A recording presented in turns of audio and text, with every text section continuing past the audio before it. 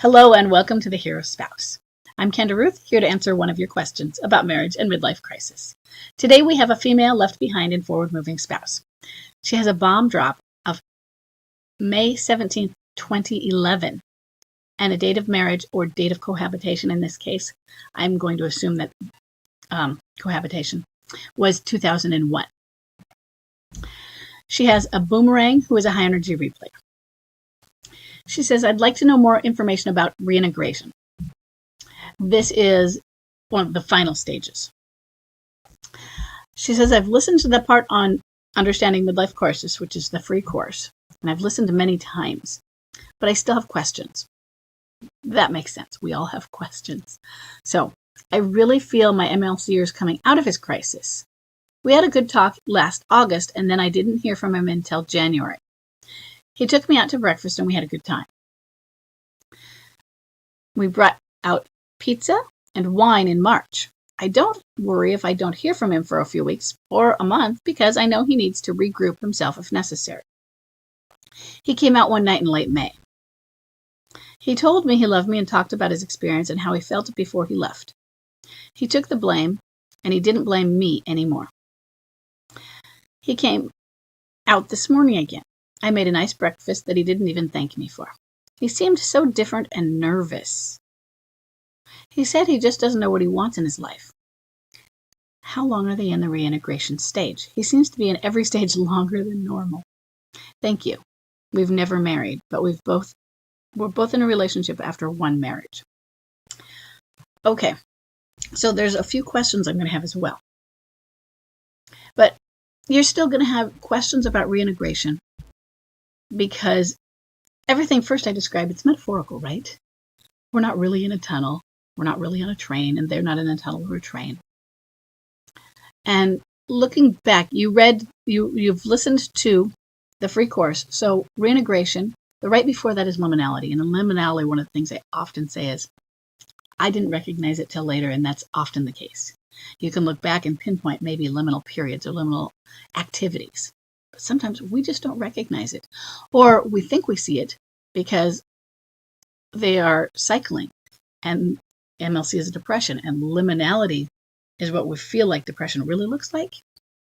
And oh, well, they weren't depressed before, or at least overtly depressed, and now they seem to be. But then they change and change and change. And it's hard to recognize. Is this really liminality, or is it just cycling? Or is this seeds of liminality? Same thing with reintegration. There are so many things going on, and it's interiority. They're going on inside their head. And so it might not always be things we see. And it might not always be things we recognize. It might be things we recognize in hindsight. Maybe not. We might not ever have an awareness of what was going on. So I'm going to use, I've used a few different metaphors for describing reintegration. And I talked about one of the things, how they go back to previous stages without really going backwards, but there's like a little mini stage that's similar to the previous stages within integration so that they can close the doors on them. Let's look at reintegration with another metaphor for a moment. And that is the metaphor of the hermit crab. Or any crab, really. The crab has molted, or it is a hermit crab that is looking for a shell. And during maybe the daytime or when it's light out, it might hunker down in the sand and then come out when it's a little bit safer to find a shell. But that period of molting or searching for a new house is a period of extreme vulnerability. Sure, I'm sure there are predators that want to eat a crab and pull it out of its shell, but it's a lot easier if it doesn't have a shell, right? So this crab has to be very careful when it goes out.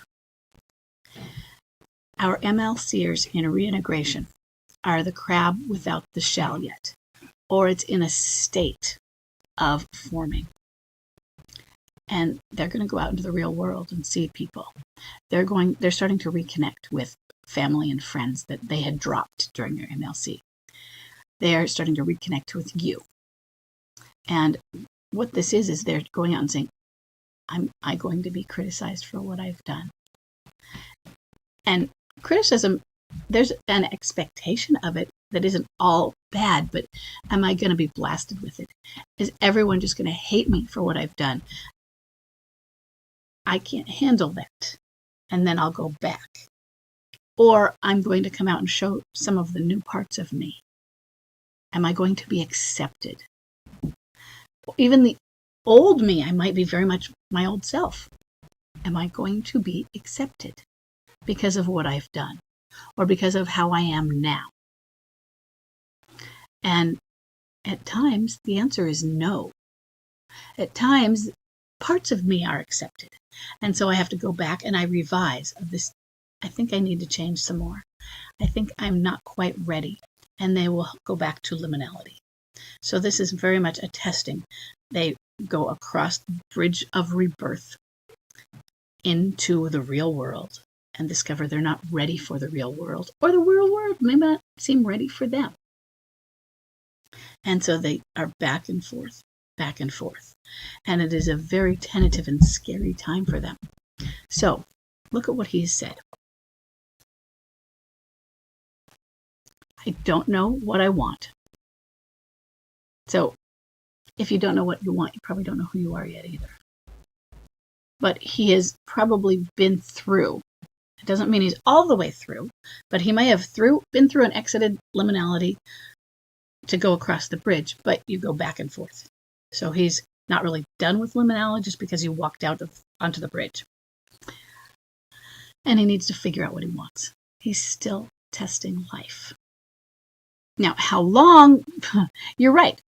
2011 to now. That is 12 years. And that is a long midlife crisis. But it is also why I say 3 to upwards of 7, because the general range might be in 3 to 7.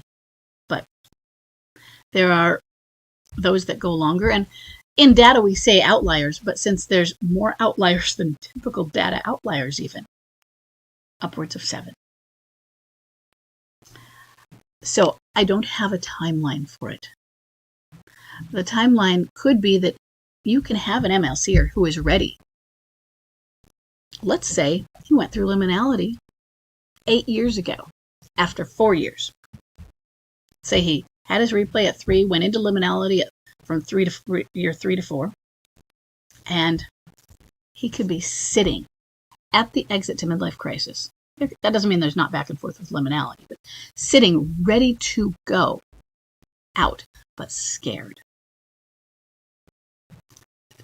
So these are the instances where people ask me, if a crisis sent them in, will a crisis get them out? And the answer is no, unless they are sitting at that gate ready. A crisis is not going to pull them kick them out, shove them out of MLC, unless they've already done everything and are really have completed their MLC and they're just too scared to exit into the real world.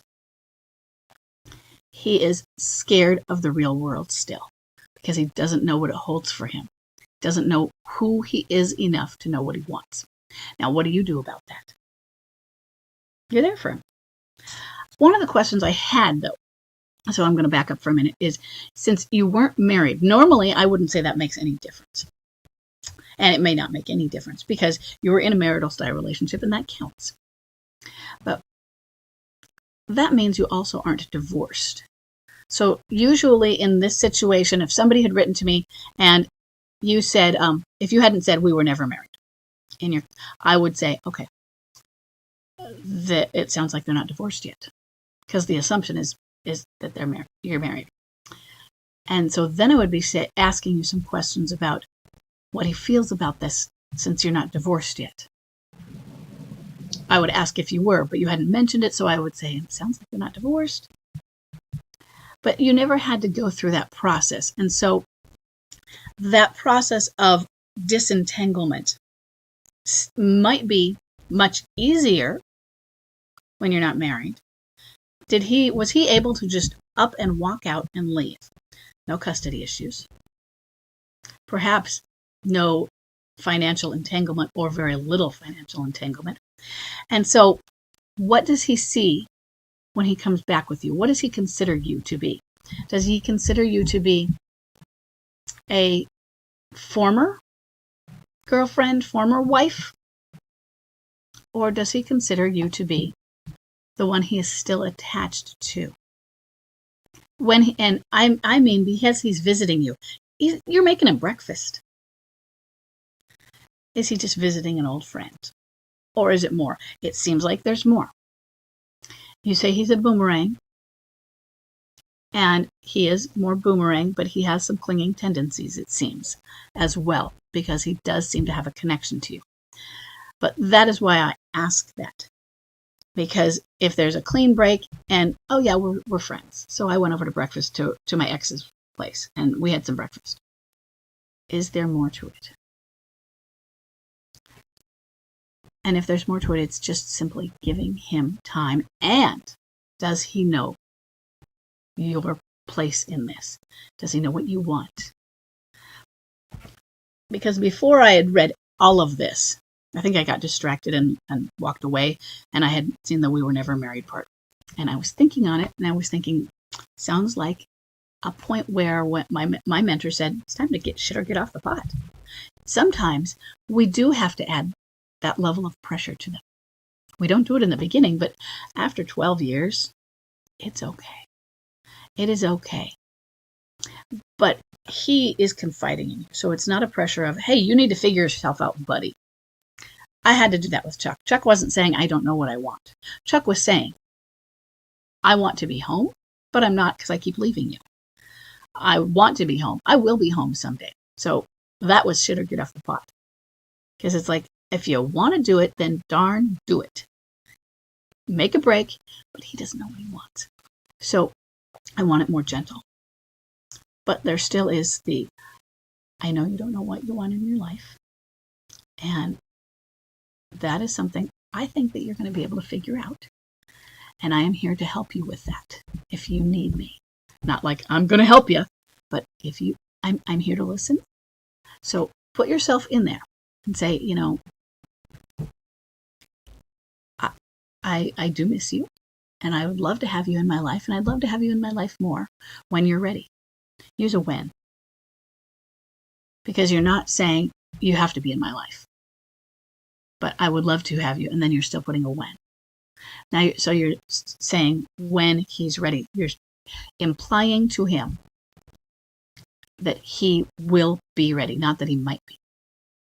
When I did it with Chuck, I was implying to him that he would be home, which was a very big reassurance to him. So it was about us. For you, you're doing it about him. He will be ready, because it's not ready for him to be with you, but ready to be in the world.